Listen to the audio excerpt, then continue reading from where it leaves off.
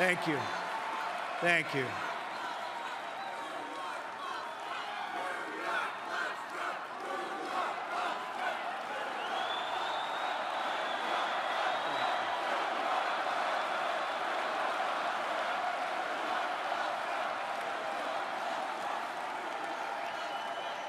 Thank you. Thank you very much. Friends, delegates, and fellow Americans, I humbly and gratefully accept your nomination for the presidency of the United States.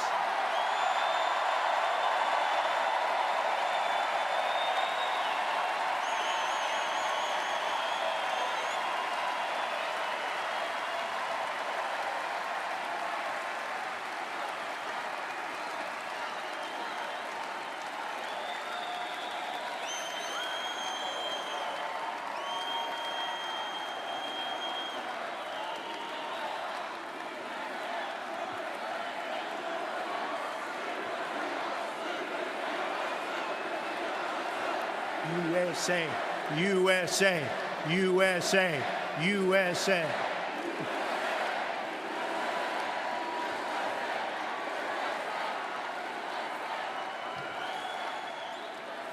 Who would have believed that when we started this journey on June 16th last year, we, and I say we, because we are a team, would have received almost 14 million votes, the most in the history of the Republican Party, and that the Republican Party would get 60% more votes than it received 8 years ago. Who would have believed this? Who would have believed this?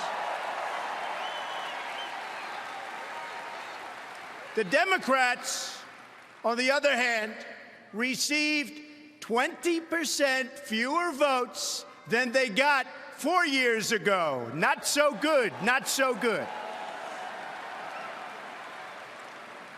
Together, we will lead our party back to the White House, and we will lead our country back to safety, prosperity, and peace.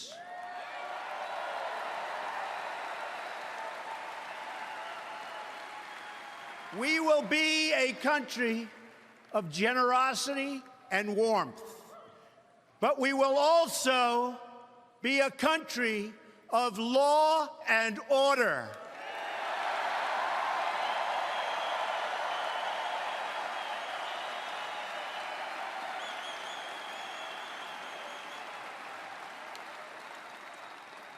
Our convention occurs at a moment of crisis for our nation. The attacks on our police and the terrorism of our cities threaten our very way of life. Any politician who does not grasp this danger is not fit to lead our country.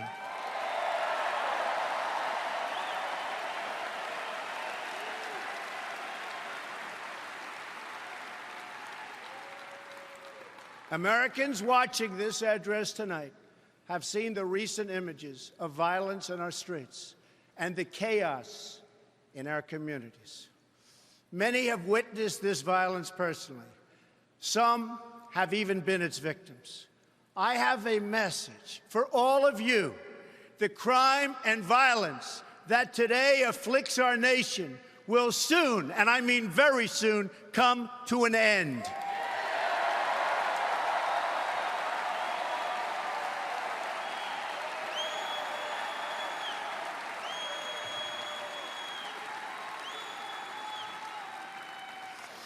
Beginning on January 20th of 2017, safety will be restored.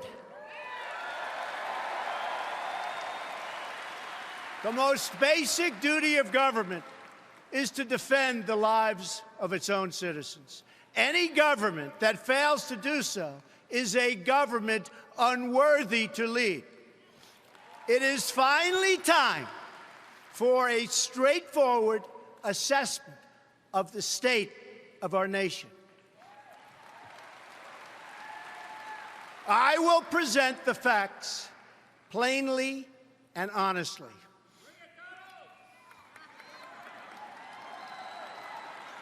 We cannot afford to be so politically correct anymore.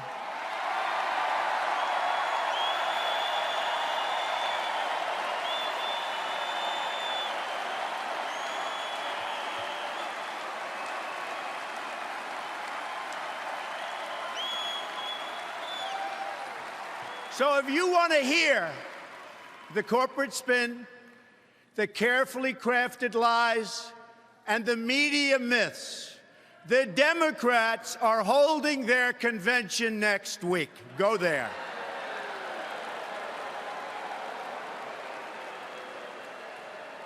But here at our convention, there will be no lies. We will honor the American people with the truth and nothing else.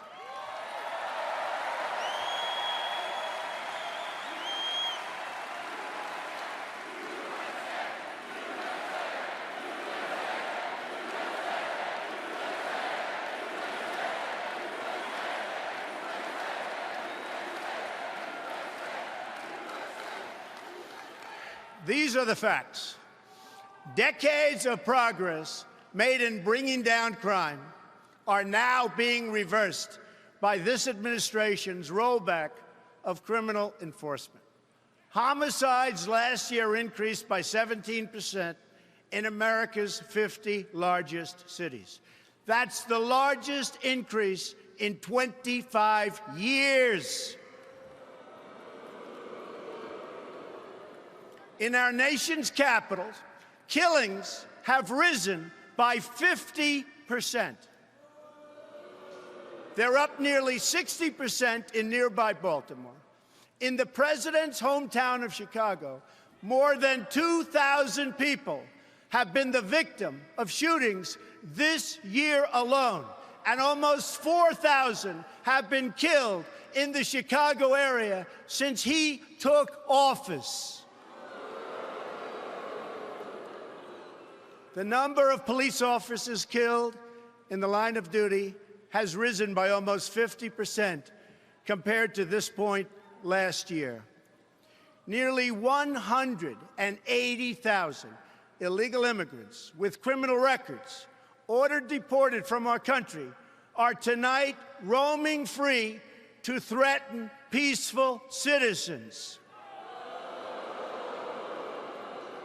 The number of new illegal immigrant families who have crossed the border so far this year already exceeds the entire total from 2015. They are being released by the tens of thousands into our communities with no regard for the impact on public safety or resources.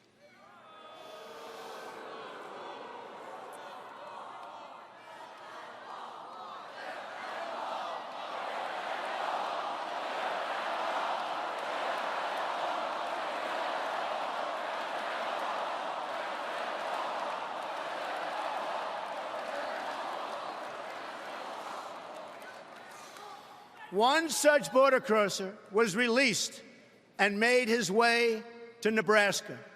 There, he ended the life of an innocent young girl named Sarah Root. She was 21 years old and was killed the day after graduating from college with a 4.0 grade point average, #1 in her class. Her killer was then released a second time, and he is now a fugitive from the law. I've met Sarah's beautiful family, but to this administration, their amazing daughter was just one more American life that wasn't worth protecting. No more. One more child to sacrifice on the order and on the altar of open borders. What about our economy? Again, I will tell you the plain facts that have been edited out of your nightly news and your morning newspaper. Nearly 4 in 10 African American children are living in poverty, while 58% of African American youth are now not employed. 2 million more Latinos are in poverty today than when President Obama took his oath of office less than 8 years ago. Another 14 million people have left the workforce entirely. Household incomes are down more than $4,000 since the year 2000. That's 16 years ago. Our trade deficit in goods reached nearly, think of this, our trade deficit is $800 billion. Yeah, think of that, $800 billion. Last year alone, we're going to fix that.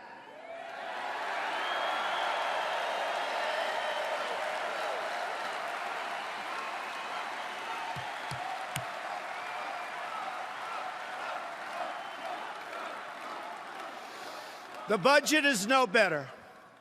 President Obama has almost doubled our national debt to more than $19 trillion and growing.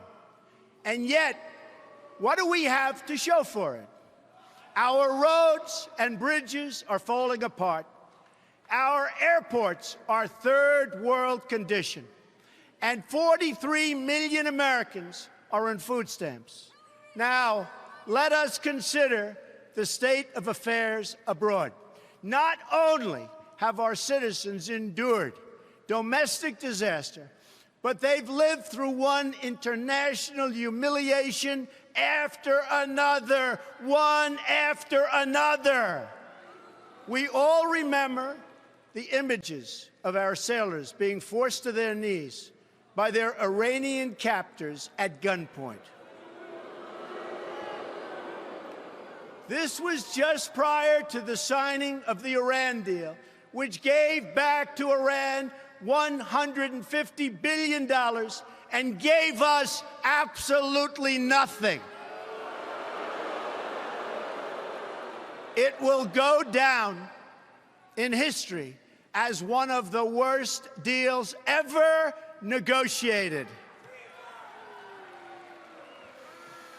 Another humiliation came when President Obama drew a red line in Syria, and the whole world knew it meant absolutely nothing. In Libya, our consulate, the symbol of American prestige around the globe, was brought down in flames. America is far less safe, and the world is far less stable than when Obama made the decision to put Hillary Clinton in charge of America's foreign policy.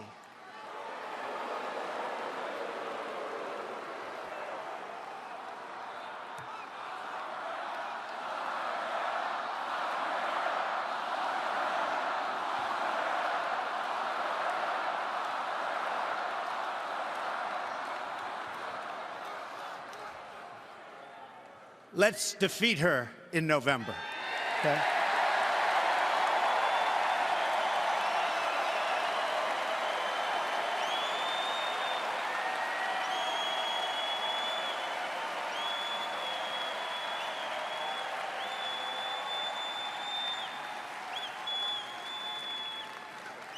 I am certain that it was a decision that President Obama truly regrets. Her bad instincts and her bad judgment, something pointed out by Bernie Sanders, are what caused so many of the disasters unfolding today. Let's review the record.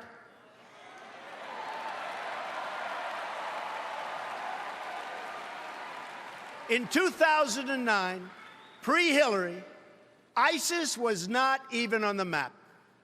Libya was stable. Egypt was peaceful. Iraq was seeing, and really a big, big reduction in violence. Iran was being choked by sanctions.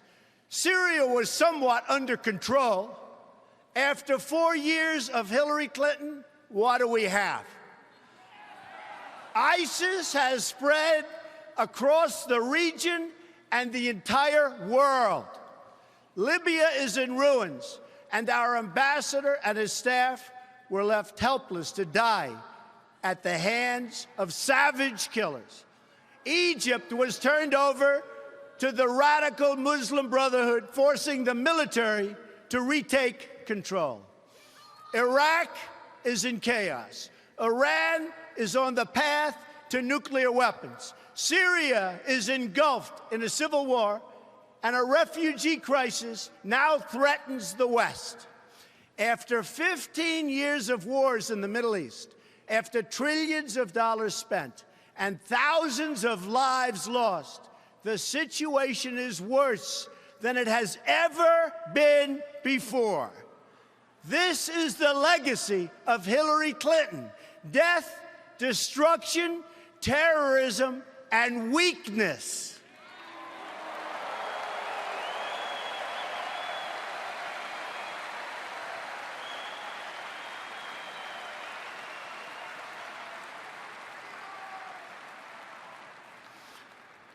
But Hillary Clinton's legacy does not have to be America's legacy.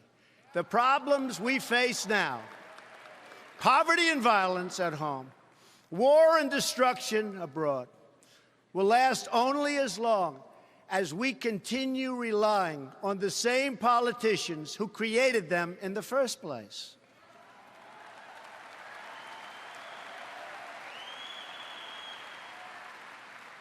A change in leadership is required to produce a change in outcomes.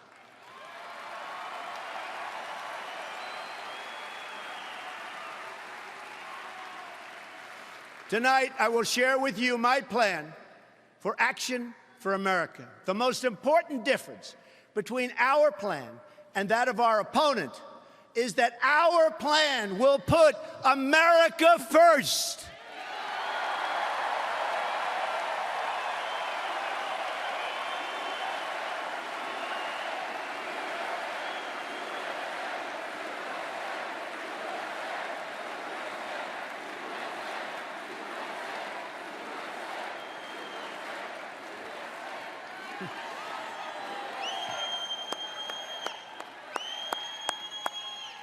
Americanism, not globalism, will be our credo as long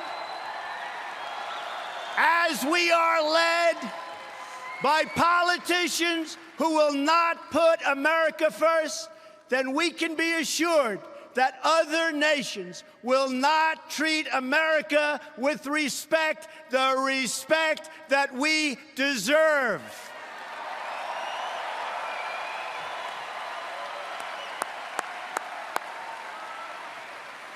The American people will come first once again.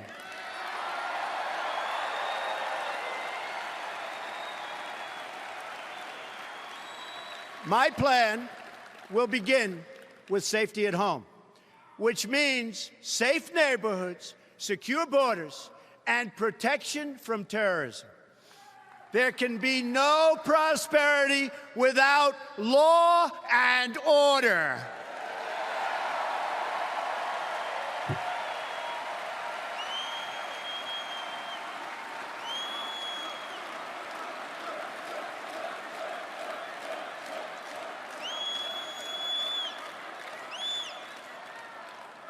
On the economy, I will outline reforms to add millions of new jobs and trillions in new wealth that can be used to rebuild America.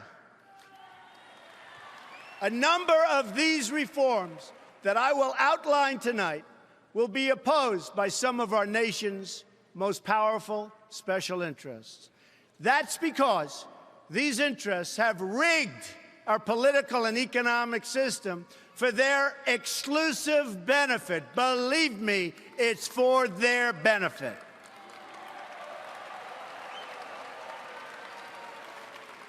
big business, elite media, and major donors are lining up behind the campaign of my opponent because they know she will keep our rigged system in place. They are throwing money at her because they have total control over every single thing she does.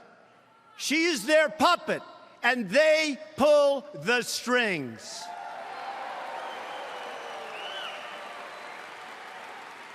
That is why Hillary Clinton's message is that things will never change, never ever. My message is that things have to change, and they have to change right now.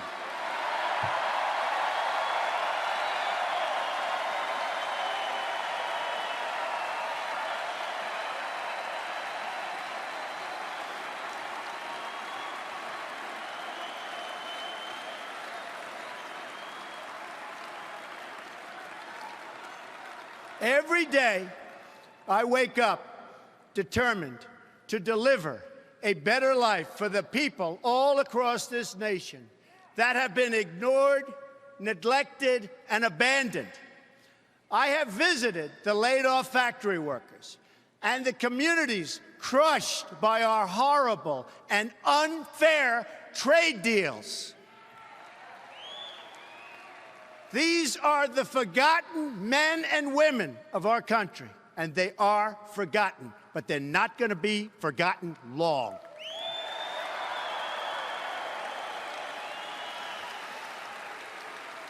These are people who work hard, but no longer have a voice. I am your voice.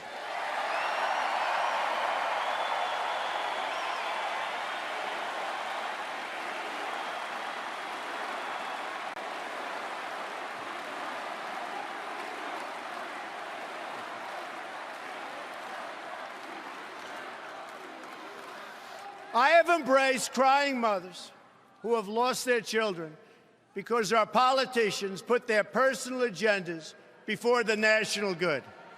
I have no patience for injustice.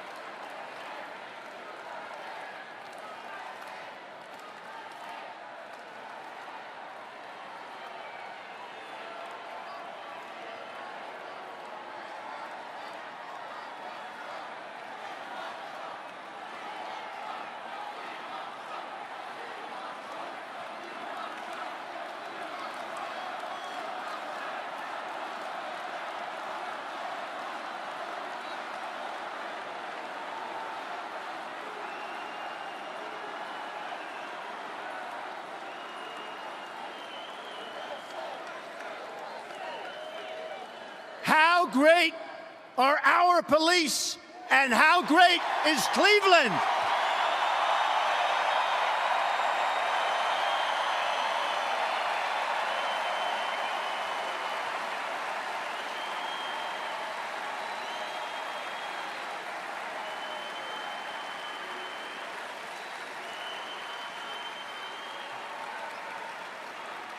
Thank you.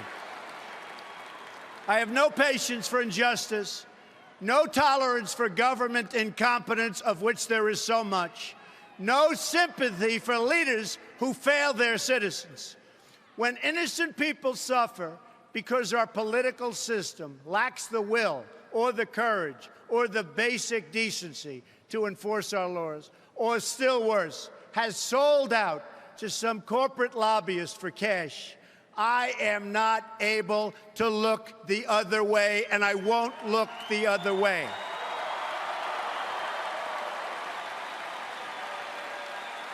And when a Secretary of State illegally stores her emails on a private server, deletes 33,000 of them so the authorities can't see her crime, puts our country at risk, lies about it in every different form, and faces no consequence, I know that corruption has reached a level like never, ever before in our country.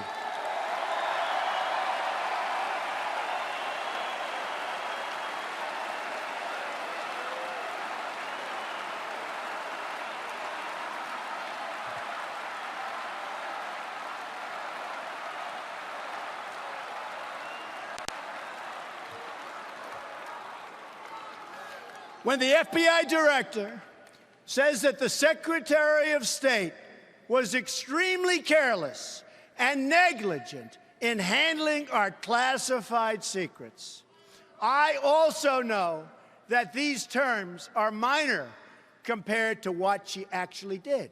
They were just used to save her from facing justice for her terrible, terrible crimes.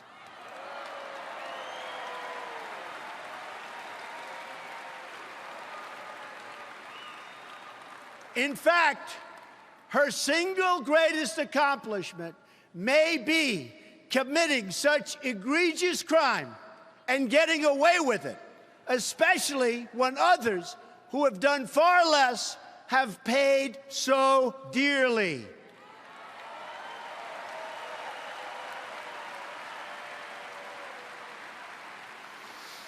When that same Secretary of State rakes in millions and millions of dollars trading access and favors to special interests and foreign powers, I know the time for action has come.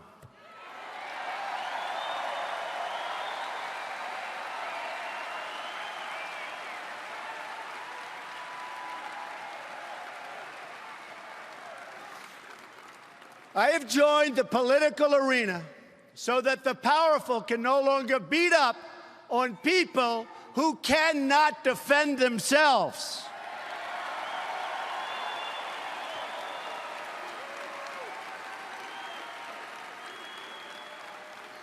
Nobody knows the system better than me.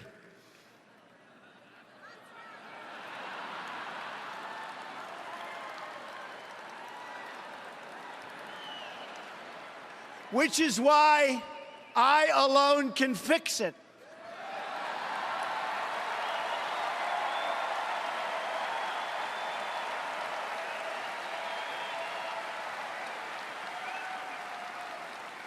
I have seen firsthand how the system is rigged against our citizens, just like it was rigged against Bernie Sanders. He never had a chance, never had a chance. But his supporters will join our movement because we will fix his biggest single issue, trade deals that strip our country of its jobs and strip us of our wealth as a country.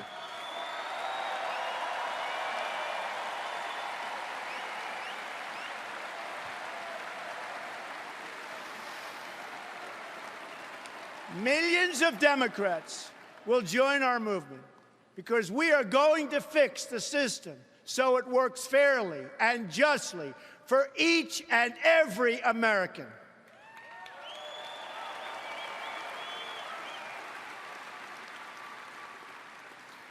In this cause, I am proud to have at my side the next Vice President of the United States, Governor Mike Pence of Indiana.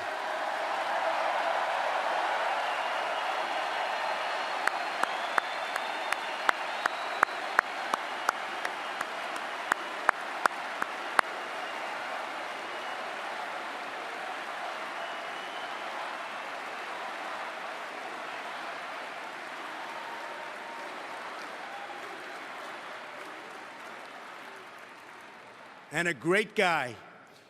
We will bring the same economic success to America that Mike brought to Indiana, which is amazing.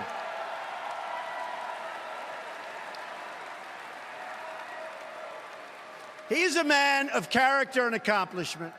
He is the man for the job. The first task for our new administration will be to liberate our citizens from the crime and terrorism and lawlessness that threatens our communities. America was shocked to its core when our police officers in Dallas were so brutally executed. Immediately after Dallas, we've seen continued threats and violence against our law enforcement officials. Law officers have been shot or killed in recent days in Georgia, Missouri, Wisconsin, Kansas, Michigan, and Tennessee.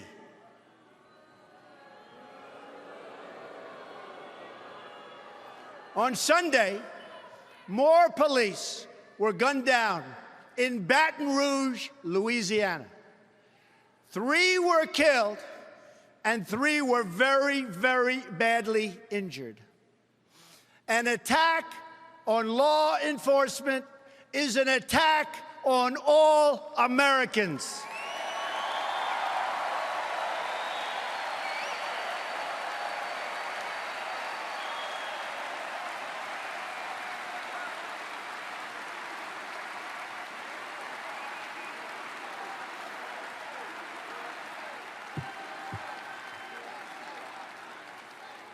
I have a message to every last person threatening the peace on our streets and the safety of our police. When I take the oath of office next year, I will restore law and order to our country. Believe me, believe me. I will work with and appoint the best and brightest prosecutors and law enforcement officials to get the job properly done.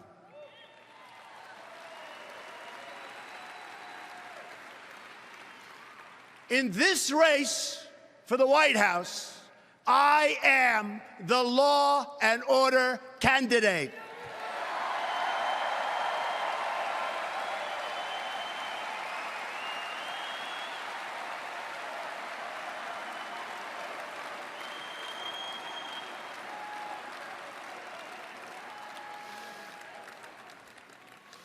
The irresponsible rhetoric of our president, who has used the pulpit of the presidency to divide us by race and color, has made America a more dangerous environment than, frankly, I have ever seen and anybody in this room has ever watched or seen. This administration has failed America's inner cities.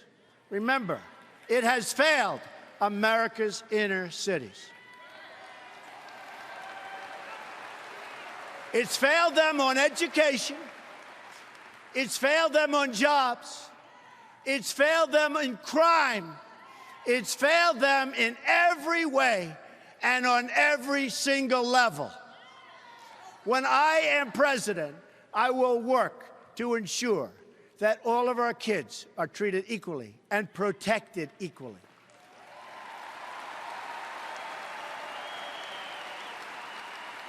Every action I take, I will ask myself, does this make better for young Americans in Baltimore, in Chicago, in Detroit, in Ferguson, who have really, in every way, folks, the same right to live out their dreams as any other child in America? Any other child.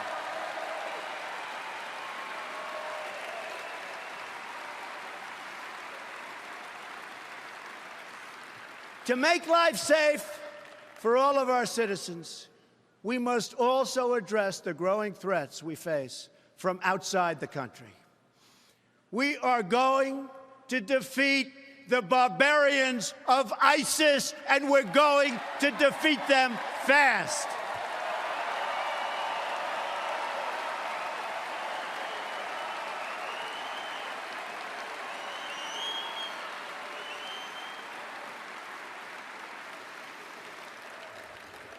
Once again, France is the victim of brutal Islamic terrorism.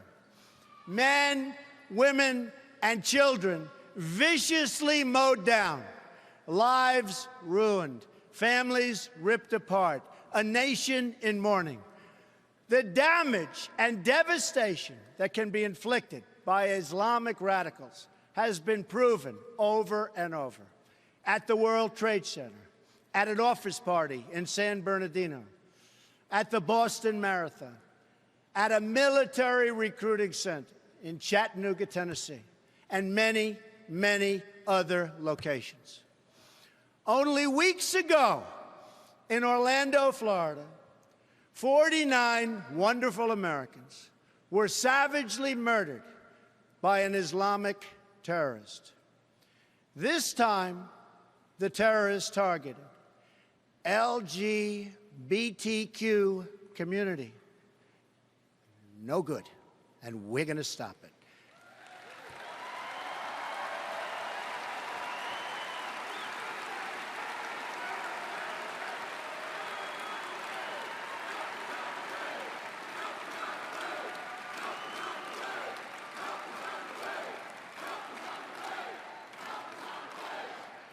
As your president, I will do everything in my power to protect our LGBTQ citizens from the violence and oppression of a hateful foreign ideology.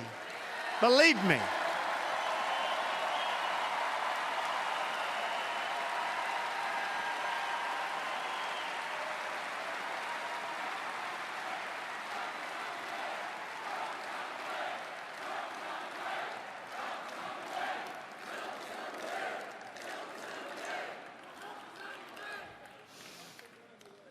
And I have to say, as a Republican, it is so nice to hear you cheering for what I just said. Thank you. Thank you.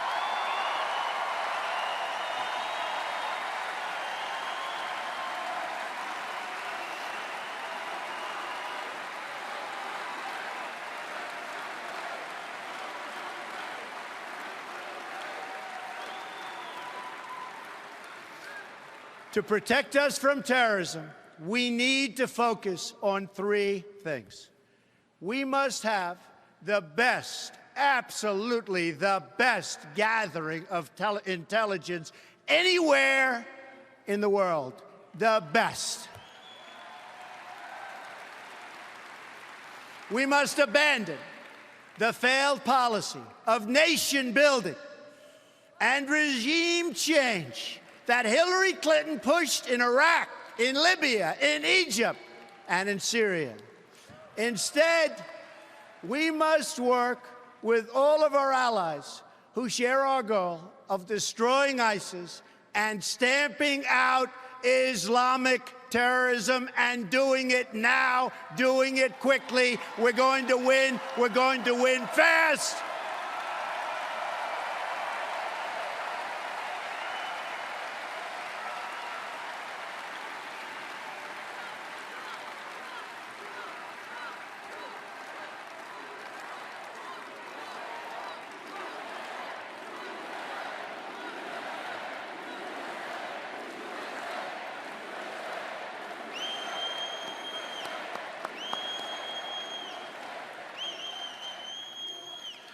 This includes working with our greatest ally in the region, the State of Israel.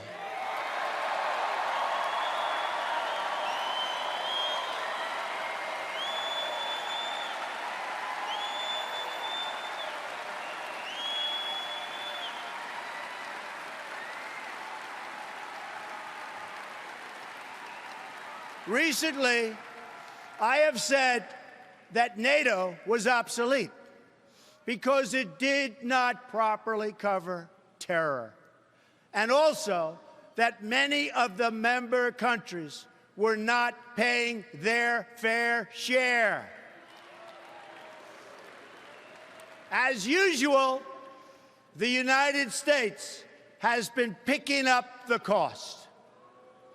Shortly thereafter, it was announced that NATO will be setting up a new program in order to combat terrorism, a true step in the right direction.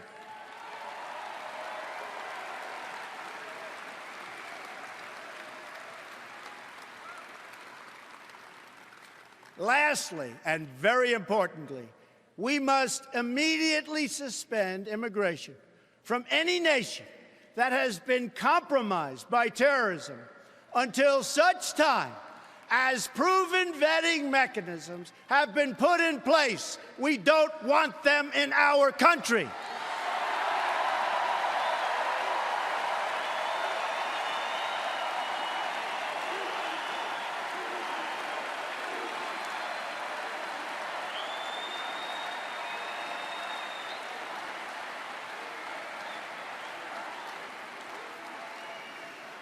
My opponent has called for a radical 550% increase in Syrian.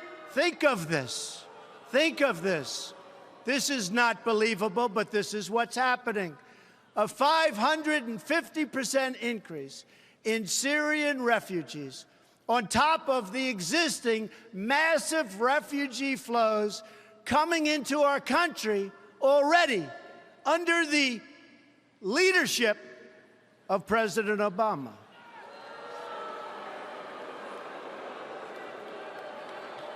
She proposes this despite the fact that there's no way to screen these refugees in order to find out who they are or where they come from.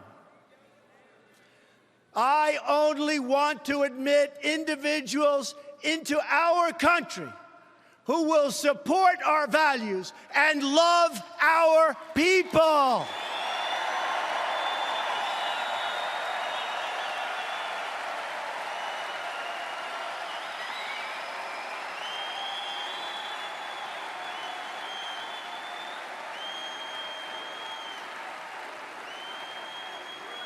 Anyone who endorses violence, hatred, or oppression is not welcome in our country and never, ever will be.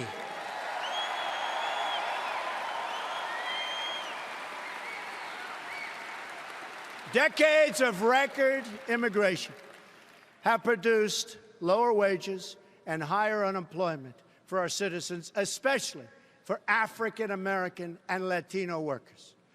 We are going to have an immigration system that works, but one that works for the American people.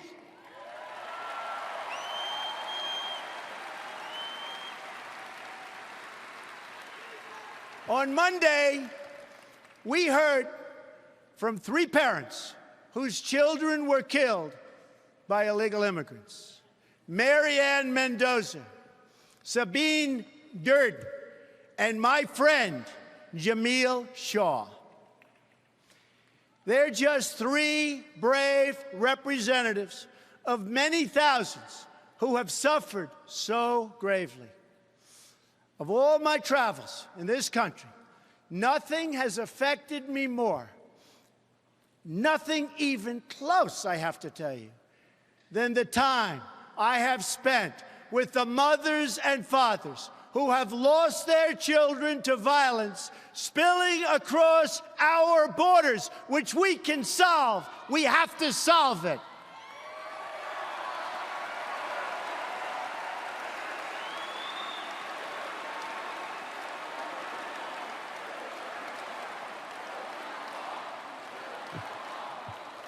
These families have no special interests to represent them. There are no demonstrators to protect them, and certainly none to protest on their behalf. My opponent will never meet with them or share in their pain, believe me. Instead, my opponent wants sanctuary cities.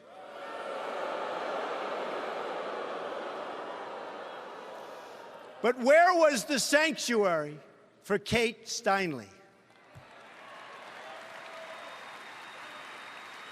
Where was the sanctuary for the children of Marianne and Sabine and Jamil?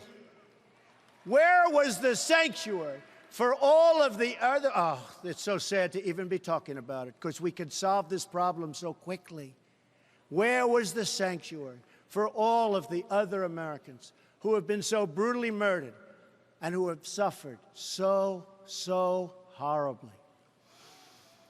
These wounded American families have been alone, but they are not alone any longer.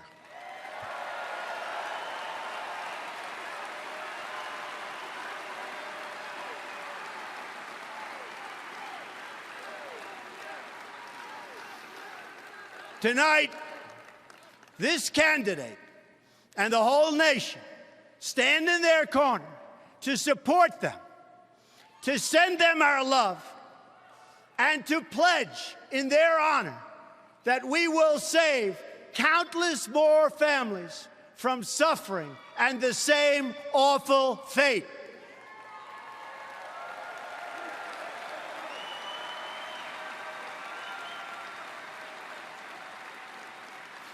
We are going to build a great border wall to stop illegal immigration, to stop the gangs and the violence, and to stop the drugs from pouring into our communities.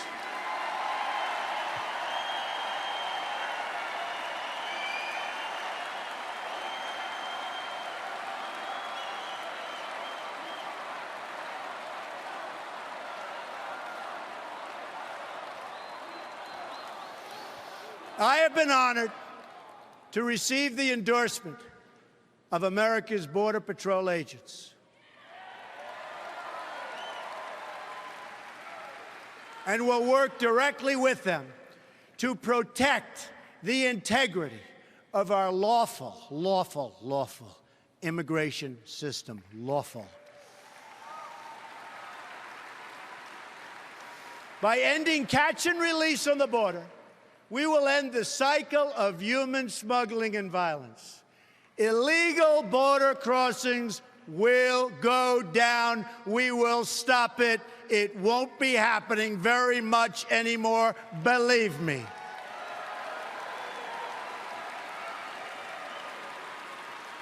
Peace will be restored by enforcing the rules for millions who overstay their visas. Our laws will finally receive the respect that they deserve.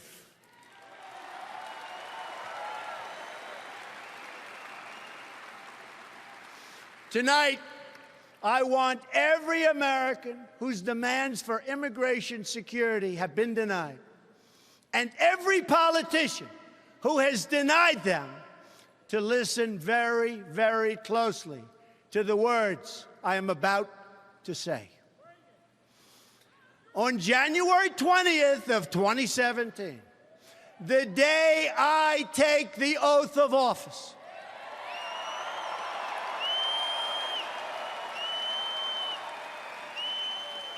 Americans will finally wake up in a country where the laws of the United States are enforced.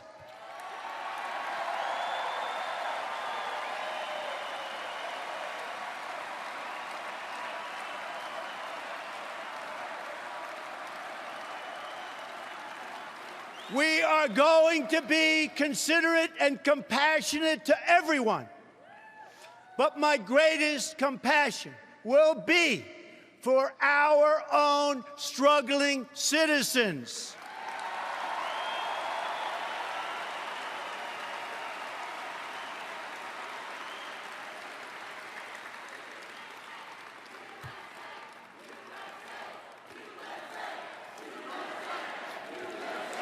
USA, USA, USA.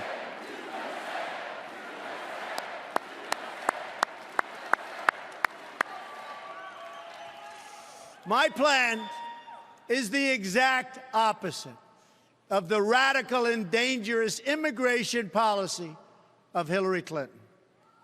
Americans want relief from uncontrolled immigration, which is what we have now. Communities want relief, yet Hillary Clinton is proposing mass amnesty, mass immigration, and mass lawlessness. Her plan will overwhelm your schools and hospitals, further reduce your jobs and wages, and make it harder for recent immigrants to escape the tremendous cycle of poverty that they're going through right now, and make it almost impossible for them to join the middle class. I have a different vision for our workers. It begins with a new fair trade policy that protects our jobs and stands up to countries that cheat, of which there are many.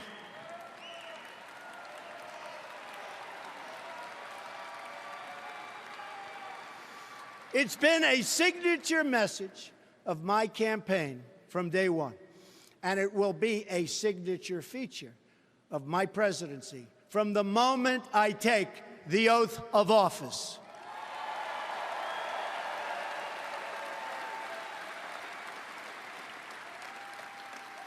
I have made billions of dollars in business-making deals. Now I'm going to make our country rich again.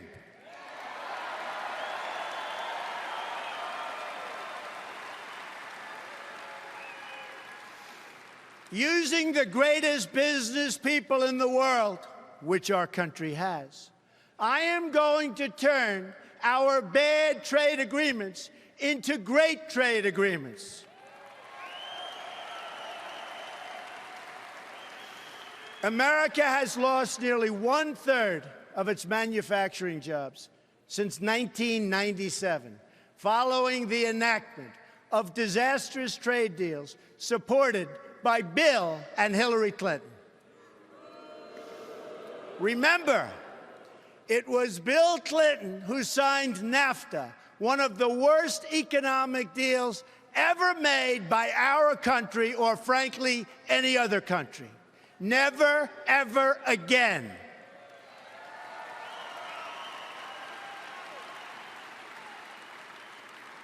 I am going to bring back our jobs to Ohio and Pennsylvania and New York and Michigan and all of America.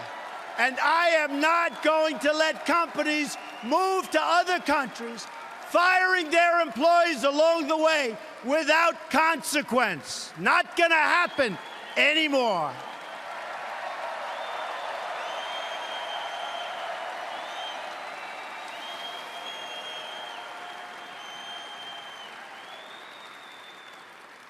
My opponent, on the other hand, has supported virtually every trade agreement that has been destroying our middle class. She supported NAFTA, and she supported China's entrance into the World Trade Organization, another one of her husband's colossal mistakes and disasters. She supported the job-killing trade deal with South Korea. She supported the Trans-Pacific Partnership, which will not only destroy our manufacturing, but it will make America subject to the rulings of foreign governments, and it's not going to happen.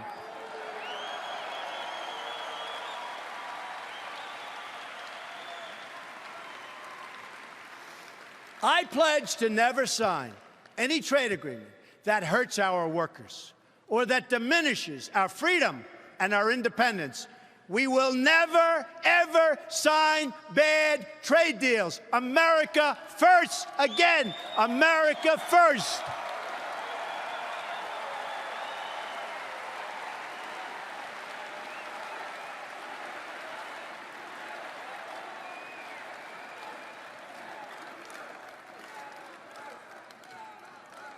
Instead, I will make individual deals with individual countries. No longer will we enter into these massive transactions with many countries that are thousands of pages long and which no one from our country even reads or understands. We are going to enforce all trade violations against any country that cheats.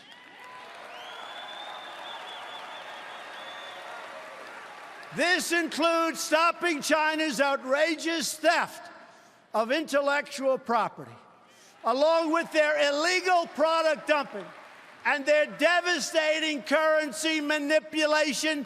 They are the greatest that ever came about. They are the greatest currency manipulators ever.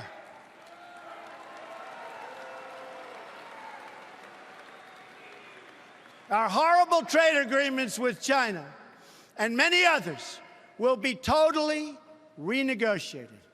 That includes renegotiating NAFTA to get a much better deal for America, and we'll walk away if we don't get that kind of a deal.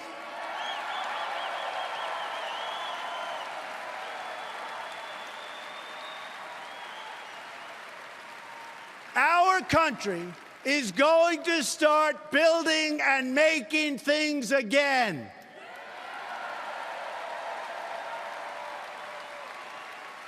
Next comes the reform of our tax laws, regulations, and energy rules.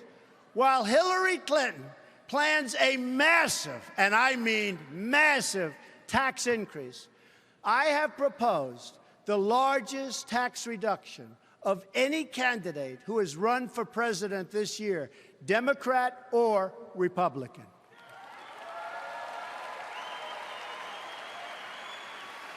Middle-income Americans and businesses will experience profound relief, and taxes will be greatly simplified for everyone. I mean everyone. America is one of the highest taxed nations in the world. Reducing taxes will cause new companies and new jobs to come roaring back into our country. Believe me, it'll happen, and it'll happen fast.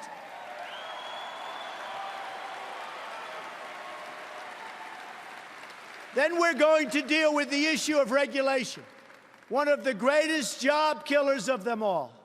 Excessive regulation is costing our country as much as $2 trillion a year, and we will end it very, very quickly.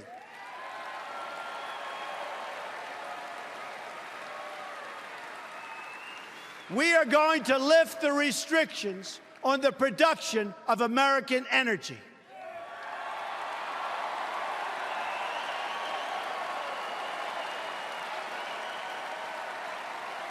This will produce more than $20 trillion in job-creating economic activity over the next 4 decades.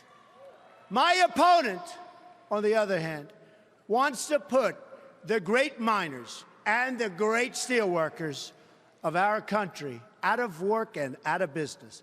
That will never happen with Donald J. Trump as president. Our steelworkers and our miners are going back to work again.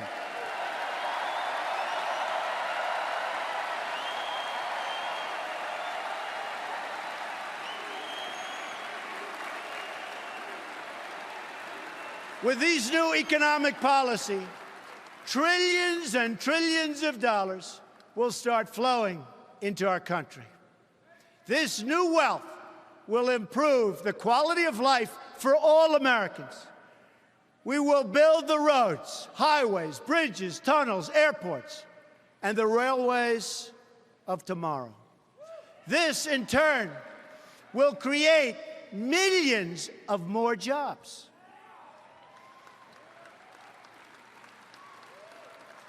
We will rescue kids from failing schools by helping their parents send them to a safe school of their choice.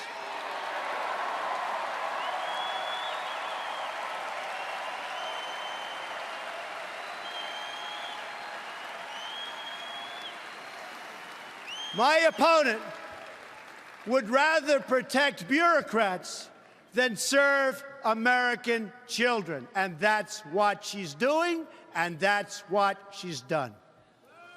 We will repeal and replace disastrous Obamacare.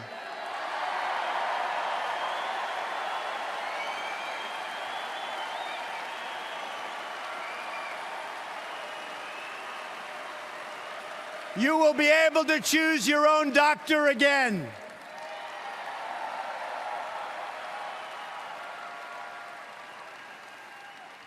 And we will fix TSA at the airports, which is a total disaster.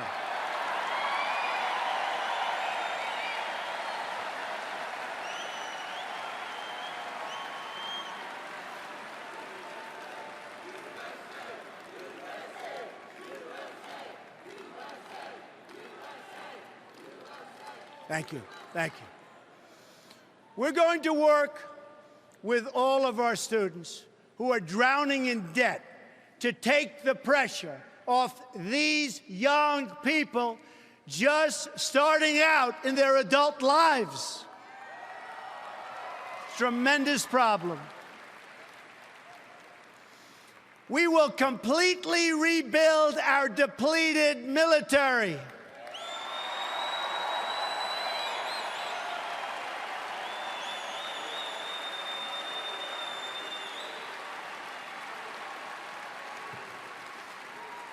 And the countries that we are protecting at a massive cost to us will be asked to pay their fair share.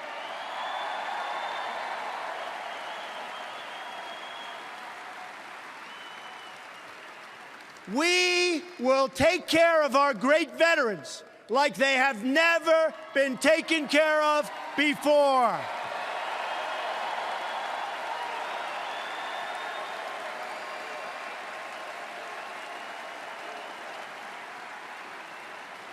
My just-released 10-point plan has received tremendous veteran support. We will guarantee those who serve this country will be able to visit the doctor or hospital of their choice without waiting 5 days on a line and dying.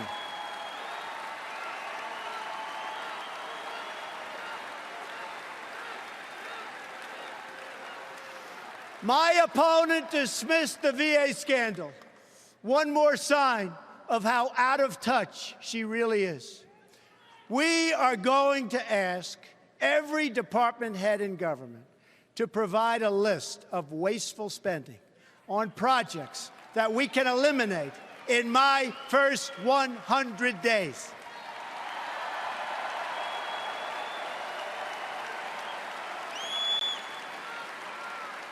The politicians have talked about this for years, but I'm going to do it.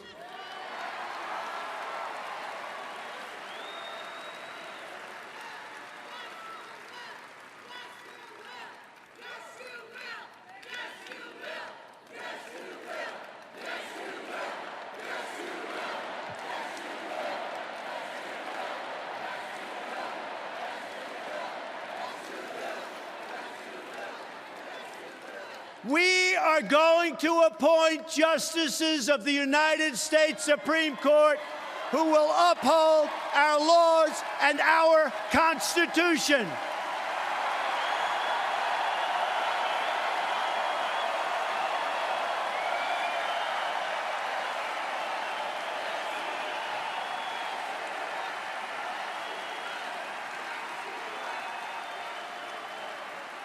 The replacement of our beloved Justice Scalia will be a person of similar views, principles, and judicial philosophies. Very important. This will be one of the most important issues decided by this election. My opponent wants to essentially abolish the Second Amendment.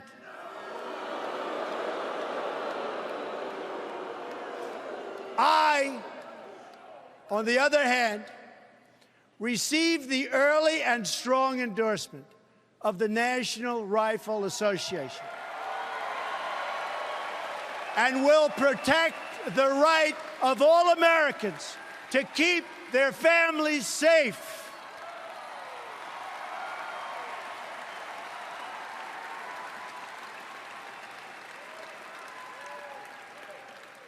At this moment, I would like to thank the evangelical and religious community, because I'll tell you what, the support that they've given me, and I'm not sure I totally deserve it, has been so amazing and has had such a big reason for me being here tonight. True, so true.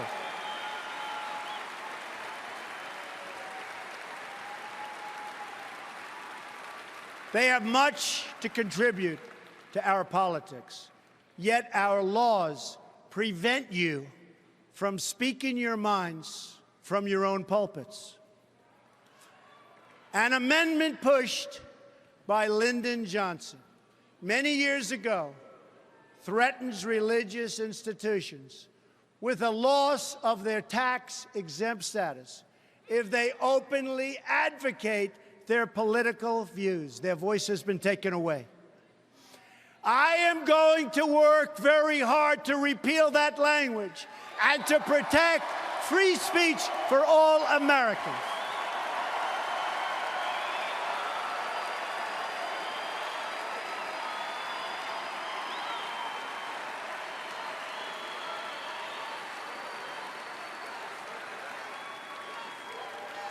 We can accomplish these great things and so much more. All we need to do is start believing in ourselves and in our country again. Start believing.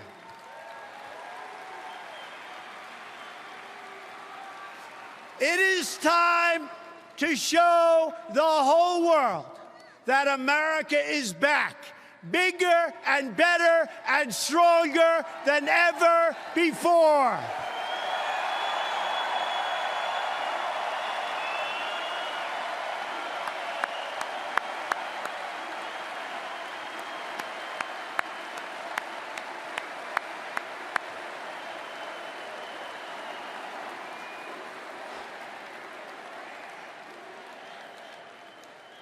In this journey, I'm so lucky to have at my side my wife, Melania, and my wonderful children, Don, Ivanka, Eric, Tiffany, and Barron. You will always be my greatest source of pride and joy. And by the way, Melania and Ivanka, did they do a job?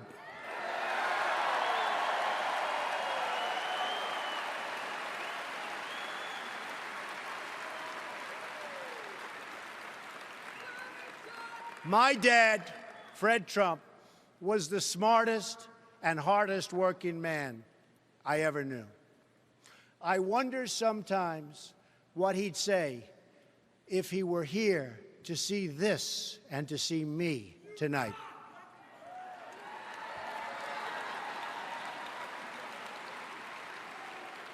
It's because of him that I learned from my youngest age to respect the dignity of work and the dignity of working people.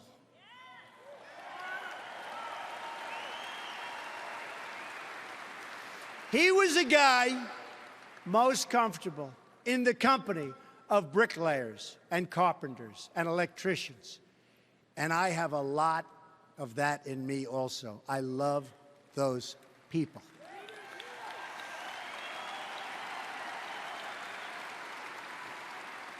Then there's my mother, Mary.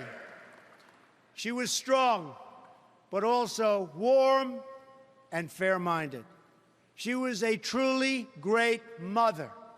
She was also one of the most honest and charitable people that I have ever known.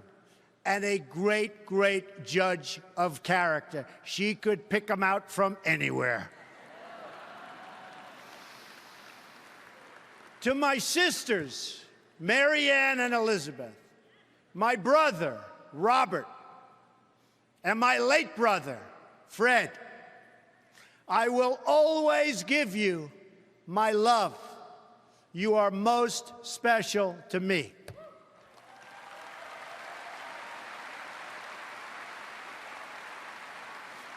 I have had a truly great life in business. But now, my sole and exclusive mission is to go to work for our country, to go to work for you. It's time to deliver a victory for the American people. We don't win anymore, but we are going to start winning again.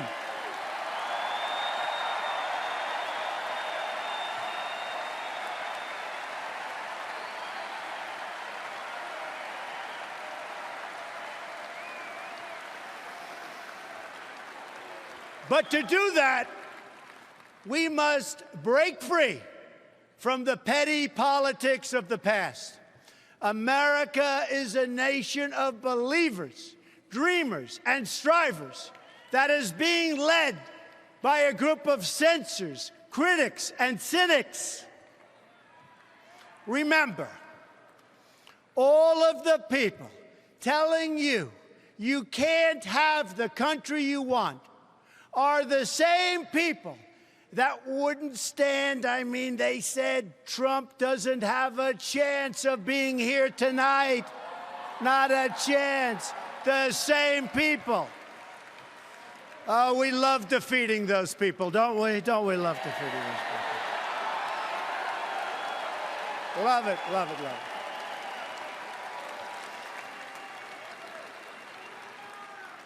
No longer can we rely on those same people in the media and politics who will say anything to keep our rigged system in place.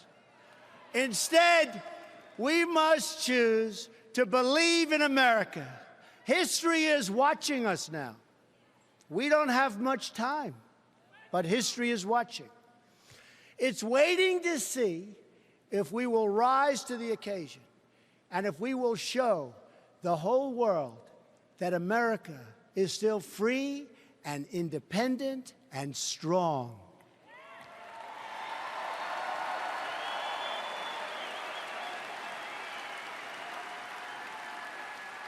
I am asking for your support tonight so that I can be your champion in the White House, and I will be your champion.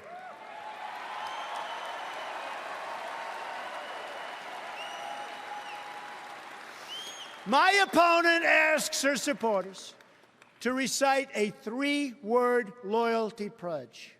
It reads, "I'm with her." I choose to recite a different pledge. My pledge reads, "I'm with you, the American people."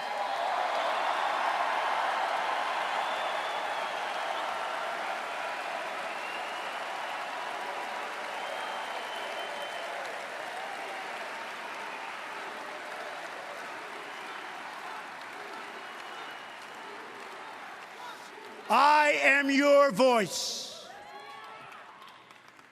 So to every parent who dreams for their child, and every child who dreams for their future, I say these words to you tonight.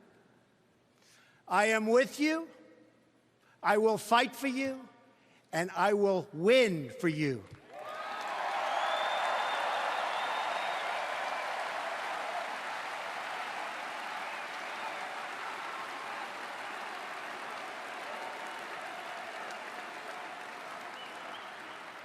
To all Americans tonight, in all of our cities and in all of our towns, I make this promise. We will make America strong again. We will make America proud again. We will make America safe again. And we will make America great again. God bless you and good night. I love you.